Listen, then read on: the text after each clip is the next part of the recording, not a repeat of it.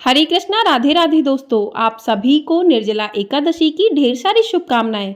आप सभी के परिवारजनों पर भगवान विष्णु और माँ लक्ष्मी की कृपा सदा सर्वदा बनी रहे। आज की वीडियो में आप सुनेंगे निर्जला एकादशी व्रत कथा। निर्जला एकादशी का व्रत सभी एकादशियों के व्रत में सर्वश्रेष्ठ और सबसे कठिन माना गया है। पद्म पुराण में इस व्रत की महिमा के बारे में विस्तार से बताया गया है कि इस व्रत को करने से आपको सभी एकादशियों का व्रत करने के समान फल की प्राप्ति होती है।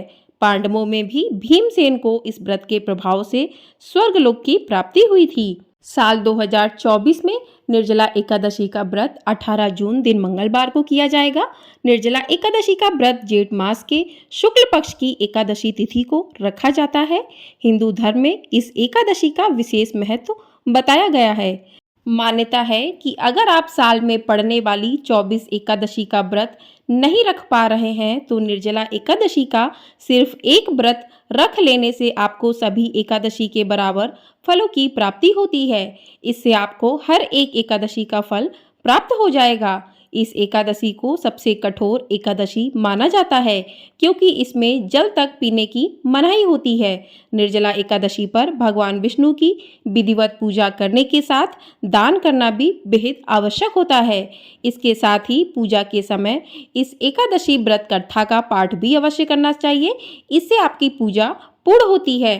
तो आज की वीडियो में आप एकादशी निर्जला एकादशी व्रत कथा का पाठ सुनेंगे। तो चलिए वीडियो को शुरू करते हैं। आपसे अनुरोध है कि कथा को पूरा अवश्य सुनिएगा क्योंकि किसी भी कथा को बीच में अधूरा नहीं छोड़ना चाहिए, इससे दोष लगता है। तो चलिए कथा को शुरू करते हैं। तो कथा को सुनने से पहले आप भगवान विष्णु माँ लक्ष्मी की पूजा करें। उसके बाद पूजा करने के बाद आप हाथों में थोड़े से पुष्प लेकर भगवान विष्णु की कथा को जरूर सुने। तो युधिष्ठिर ने कहा, जनार्दन, अपरा का सारा महंत मैंने सुन लिया। अब जेठ मास के शुक्ल पक्ष में जो एकादशी है उसका वर्णन कीजिए। तभी भगवान श्री कृष्ण बोले, राजन, इसका वर्णन परम धर्मात्मा सत्यवती नंदन व्यास जी करेंगे क्योंकि ये संपूर्ण शास्त्रों के तत्वज्ञ और वेदांतों के पारंगत विद्वान हैं। तब वेद व्यास जी कहने लगे, दोनों ही पक्षों की एकादशियों को भोजन न करें। द्वादशी को स्नान आदि से पवित्र हो, फूलों से भगवान केशव की पूजा करके नित्य क्रम समाप्त होने के पश्चात पहले ब्राह्मणों को भोजन देकर अंत में स्वयं भोजन करें। राजन, जनना शौच और मरणा शौच में भी एकादशी को भोजन नहीं करना चाहिए। यह सुनकर भीमसेन बोले, परम बुद्धिमान पितामह, मेरी उत्तम बात सुनिए। राजा युधिष्ठिर, माता कुंती, द्रौपदी, अर्जुन, नकुल और सहदेव ये एकादशी को कभी भोजन नहीं करते तथा मुझसे भी हमेशा यही कहते हैं कि भीमसेन, तुम भी एकादशी को ना खाया करो। किंतु मैं इन लोगों से यही कह दिया करता हूँ कि मुझसे भूख नहीं सही जाएगी। भीमसेन की बात सुनकर व्यास जी ने कहा, यदि तुम्हें स्वर्गलोक की प्राप्ति अभिष्ट है और नरक को दूषित समझते हो तो दोनों पक्षों की एकादशी को भोजन न करना। तभी भीमसेन बोले, महाबुद्धिमान पितामह, मैं आपके सामने सच्ची बात कहता हूँ। एक बार भोजन करके भी मुझसे व्रत नहीं किया जा सकता, फिर उपवास करके तो मैं रह ही कैसे सकता हूँ। मेरे उदर में ब्रक नामक अग्नि सदा प्रज्वलित रहती है, अर्थात जब मैं बहुत अधिक खाता हूँ तभी यह शांत होती है। इसलिए महामुने, मैं वर्ष भर में केवल एक ही उपवास कर सकता हूँ जिससे स्वर्ग की प्राप्ति सुलभ हो तथा जिसके करने से मैं कल्याण का भागी हो सकूँ। ऐसा कोई एक व्रत निश्चय करके बताइए, मैं उसका यथोचित रूप से पालन करूँगा। तभी व्यास जी ने कहा, भीम, ज्येष्ठ मास में सूर्य वृष राशि पर हो या मिथुन राशि पर शुक्ल पक्ष में जो एकादशी हो उसका यत्न पूर्वक निर्जल व्रत करो। केवल कुल्ला या आचमन करने के लिए मुख में जल डाल सकते हो। उसको छोड़कर और किसी प्रकार का जल विद्वान पुरुष मुख में न डालें, अन्यथा व्रत भंग हो जाता है। एकादशी को सूर्योदय से लेकर दूसरे दिन के सूर्योदय तक मनुष्य जल का त्याग करे तो ये व्रत पूर्ण होता है। तदंतर द्वादशी को निर्मल प्रभात काल में स्नान करके ब्राह्मणों को विधि पूर्वक जल और सुवर्ण का दान करें। इस प्रकार सब कार्य पूरा करके जितेंद्रिय पुरुष ब्राह्मणों के साथ भोजन करें। वर्ष भर में जितनी एकादशियां होती हैं उन सब का फल निर्जला एकादशी के सेवन से मनुष्य प्राप्त कर लेता है, इसमें तनिक भी संदेह नहीं है।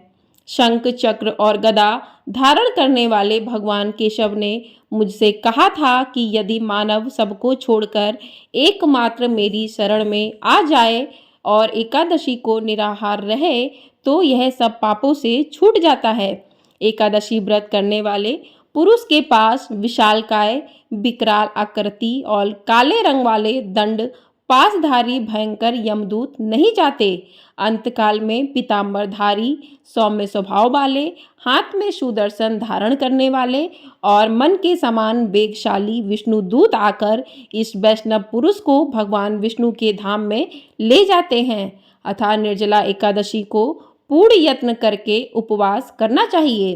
तुम भी सब पापों की शांति के लिए यत्न के साथ उपवास और श्री हरि का पूजन करो। स्त्री हो या पुरुष, यदि उसने मेरु पर्वत के बराबर भी महान पाप किया हो तो वह सब एकादशी के प्रभाव से भस्म हो जाता है। जो मनुष्य इस दिन जल के नियम का पालन करता है वह पुण्य का भागी होता है। उसे एक एक पहर में कोटि कोटि स्वर्ण मुद्रा दान करने का फल प्राप्त होता सुना गया है। मनुष्य निर्जला एकादशी के दिन स्नान दान जप होम आदि जो कुछ भी करता है वह सब अक्षय होता है। यह भगवान श्री कृष्ण का कथन है। निर्जला एकादशी को विधि पूर्वक उत्तम रीति से उपवास करके मानव वैष्णव पद को प्राप्त कर लेता है। जो मनुष्य एकादशी के दिन अन्न खाता है यह पाप भोजन करता है। इस लोक में वह चांडाल के समान है और मरने पर दुर्गति को प्राप्त होता है। जो मनुष्य जेठ के शुक्ल पक्ष में एकादशी को उपवास करके दान देंगे वे परम पद को प्राप्त होंगे। जिन्होंने एकादशी को उपवास किया है ये ब्रह्म हत्यारे, शराबी, चोर तथा गुरुद्रोही होने पर भी सब पातकों से मुक्त हो जाते हैं। कुंती नंदन, निर्जला एकादशी के दिन श्रद्धालु स्त्री पुरुषों के लिए जो विशेष दान और कर्तव्य विहित है उसे सुनो। उस दिन जल में शयन करने वाले भगवान विष्णु का पूजन और जलमयी धेनु का दान करना चाहिए अथवा प्रत्यक्ष धेनु या घृतमयी धेनु का दान करना उचित है। पर्याप्त दक्षिणा और भांति भांति के मिष्ठानों द्वारा यत्न पूर्वक ब्राह्मणों को संतुष्ट करना चाहिए। ऐसा करने से ब्राह्मण अवश्य संतुष्ट होते हैं और उनके संतुष्ट होने पर श्री हरि मोक्ष प्रदान करते हैं।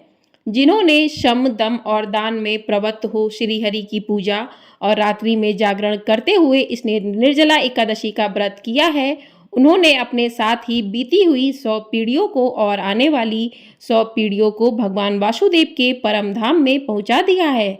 निर्जला एकादशी के दिन अन्न, वस्त्र, गौ, जल, शैया, सुंदर आसन, कमंडलू तथा छाता दान करना चाहिए। जो श्रेष्ठ एवं सुपात्र ब्राह्मण को जूता दान करता है वह सोने के विमान पर बैठकर स्वर्गलोक में प्रतिष्ठित होता है। जो इस एकादशी की महिमा को भक्तिपूर्वक सुनता तथा जो भक्तिपूर्वक उसका वर्णन करता है वे दोनों स्वर्गलोक में जाते हैं।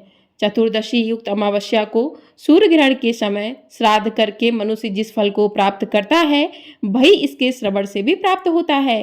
पहले दंत धावन करके यह नियम लेना चाहिए कि मैं भगवान केशव की प्रसन्नता के लिए एकादशी को निराहार रहकर आचमन के सिवा दूसरे जल का भी त्याग करूंगा। द्वादशी को देव देवेश्वर भगवान विष्णु का पूजन करना चाहिए। गंध, धूप, पुष्प और सुंदर वस्त्र से विधि पूर्वक पूजन करके जल का घड़ा संकल्प करते हुए निम्न मंत्रों का उच्चारण करें। देव देव ऋषिकेश संसाराण तारका उद्कुंभ प्रदानेन नयम माम परमाम गतिम। संसार सागर से तारने वाले देव देव ऋषिकेश, इस जल के घड़े का दान करने से आप मुझे परम गति की प्राप्ति कराइए। तभी भीमसेन जेठ मास में शुक्ल पक्ष की जो शुभ एकादशी होती है उसका निर्जल व्रत करना चाहिए तथा उस दिन श्रेष्ठ ब्राह्मणों को शक्कर के साथ जल के घड़े का दान करना चाहिए। ऐसा करने से मनुष्य विष्णु के समीप पहुंचकर आनंद का अनुभव करता है। तत्पश्चात द्वादशी को ब्राह्मण भोजन कराने के बाद स्वयं भोजन करें। जो इस प्रकार पूर्ण रूप से पाप नाशनी एकादशी का व्रत करता है वह सब पापों से अनामय पद को प्राप्त होता है। यह सुनकर भीमसेन ने भी इस शुभ एकादशी का व्रत आरंभ किया। तब से यह लोक में पांडव द्वादशी के नाम से विख्यात हुई। जो मनुष्य भक्ति पूर्वक इस कथा को पढ़ते या सुनते हैं उन्हें निश्चय ही स्वर्ग की प्राप्ति होती है। बोलिए भगवान श्री हरि विष्णु जी की जय। इसके बाद आपने हाथ में जो पुष्प लिए थे वो भगवान के चरणों में अर्पित कर दें। अब करते हैं भगवान विष्णु की आरती, एकादशी की आरती। ओम जय एकादशी माता, विष्णु पूजा व्रत को धारण कर शक्ति मुक्ति पाता। ओम जय एकादशी माता, तेरे नाम गिनाऊं देवी भक्ति प्रदान करनी। गढ़ गौरव की देनी माता, शास्त्रों में वरनी। ओम जय एकादशी माता, मार्गशीर्ष के कृष्ण पक्ष की उत्पन्ना, विश्व तारिणी जन्मी। शुक्ल पक्ष में हुई मोक्षदा, मुक्तिदाता बन आई। पौष के कृष्ण पक्ष की सफला नामक है, शुक्ल पक्ष में होए पुत्रदा, आनंद अधिक रहे। ओम जय एकादशी माता, नाम षट तिला, माघ मास में कृष्ण पक्ष आवे। शुक्ल पक्ष में जया कहावे, विजय सदा पावे। ओम जय एकादशी माता, विजया फागुन कृष्ण पक्ष में शुक्ला आमल की। पाप मोचनी कृष्ण पक्ष में चैत्र महाबली की। ओम जय एकादशी माता, चैत्र शुक्ल में नाम कामदा, धन देने वाली। नाम बरुथनी कृष्ण पक्ष में बैसाख महाबाली। ओम जय एकादशी माता, शुक्ल पक्ष में होए मोहिनी, अपरा ज्येष्ठ कृष्ण पक्षी। नाम निर्जला सब सुख करनी, शुक्ल पक्ष रखी। ओम जय एकादशी माता, योगिनी नाम आषाढ़ में जानो, कृष्ण पक्ष करनी। देवशयनी नाम कहायो, शुक्ल पक्ष धरनी। ओम जय एकादशी माता, कामिका श्रावण मास में आवे, शुक्ल पक्ष कहिए। श्रावण शुक्ला होए पवित्रता, आनंद से रहिए। ओम जय एकादशी माता, अजा भाद्रपद कृष्ण पक्ष की परिवर्तनी शुक्ला। इंद्रा अश्विन कृष्ण पक्ष में व्रत से भवसागर निकला। ओम जय एकादशी माता, पापा कुंशा है शुक्ल पक्ष में आप हरणहारी। रमा मास कार्तिक में आवे, सुखदायक भारी। ओम जय एकादशी माता, देवोत्थानी शुक्ल पक्ष की दुखनाशक मैया। पावन मास में करूं मैं विनती, पाप करो नैया। ओम जय एकादशी माता, परमा कृष्ण पक्ष में होती जन मंगल करनी। शुक्ल मास में होए पद्मिनी, दुख दरिद्र हरनी। ओम जय एकादशी माता, जो कोई आरती एकादशी की भक्ति सहित गावे, जन गुरुदिता स्वर्ग का वासा निश्चय बह पावे। ओम जय एकादशी माता, ओम जय एकादशी माता। बोलिए एकादशी मैया की जय। बोलिए श्री हरि विष्णु की जय। बोलिए माँ लक्ष्मी की जय। तो इस प्रकार से आज की वीडियो में आपने सुना निर्जला एकादशी की व्रत कथा और आरती के बारे में।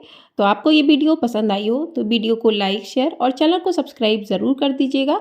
निर्जला एकादशी का व्रत इतना पावन व्रत है कि इस व्रत को करने से मनुष्य के सभी पाप, कितना भी बड़ा पाप हो, उसे मोक्ष की प्राप्ति होती है, उसे उस पाप से मुक्ति मिलती है। इस दिन आपको निर्जल रहकर ही व्रत करना है। आप सिर्फ कुल्ला कर सकते हैं और आचमन के लिए जो जल लेना होता है उसको ग्रहण कर सकते हैं। उसके अलावा आपको जल ग्रहण नहीं करना चाहिए। लेकिन अगर आपकी कोई शारीरिक समस्या है जिससे आप जल के बिना नहीं रह सकते तो आप ऐसी स्थिति में जल को ग्रहण कर सकते हैं। सुबह से लेकर शाम तक आप जल ग्रहण ना करें, शाम की पूजा के बाद आप जल ग्रहण कर लें। और जिनके अंदर सामर्थ्य है, जो सारी एकादशियों का फल इसी व्रत में पाना चाहते हैं, तो इस व्रत को जो निर्जल करते हैं, द्वादशी के दिन जो है व्रत का पारण करते हैं, उन्हें साल में जितनी भी एकादशी आती हैं, सारी एकादशी का फल जो है इस एक एकादशी को रखने मात्र से ही प्राप्त हो जाता है और व्यक्ति को नरक से मुक्ति मिलती है और स्वर्ग को प्राप्त होता है। तो इस प्रकार से हिंदू सनातन धर्म में निर्जला एकादशी का विशेष महत्व है। सभी एकादशियों में ये एकादशी तिथि भी विशेष महत्व रखती है। ये सभी पापों को नाश करने वाली एकादशी मानी गई है और व्यक्ति को मोक्ष की प्राप्ति देने वाली एकादशी मानी गई है। तो वीडियो पसंद आई हो लाइक ज़रूर कर दीजिएगा। आप लोगों का एक लाइक हमारे लिए बहुत ही अधिक महत्वपूर्ण होता है, तो लाइक ज़रूर कर दीजिएगा और कमेंट बॉक्स में जय श्री हरि विष्णु ज़रूर लिखिएगा।